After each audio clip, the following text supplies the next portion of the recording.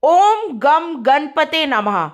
Welcome to my channel Vedic Astrology explaining the Vedic science.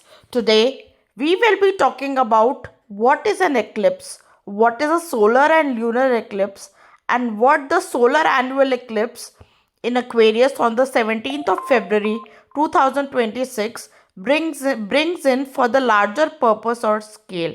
So let's get started. The term eclipse comes from the word ecliptic, which is the apparent yearly path of the sun through the celestial sphere as the earth orbits around the sun.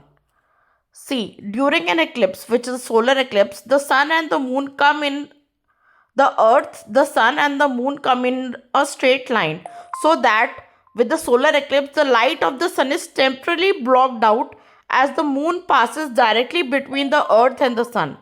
This is the solar eclipse. What is a lunar eclipse? Now see, during a lunar eclipse the moon loses its reflected light from the sun as the earth passes between the sun and the moon. So this was easy. Now we will see what the solar annual solar eclipse on 20 or on 17th February 2026 will bring. So the solar eclipse on the 17th of February is in the sign of Aquarius, which is an air sign ruled by Uranus.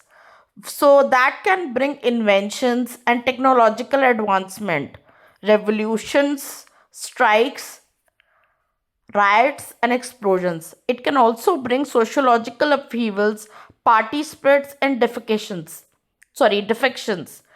uprisings, destructive storms, high winds, or pandemics. It can also bring changes in treaties and alliances. Sometimes eclipses in Aquarius can also bring earthquakes. So we will need to be careful of this.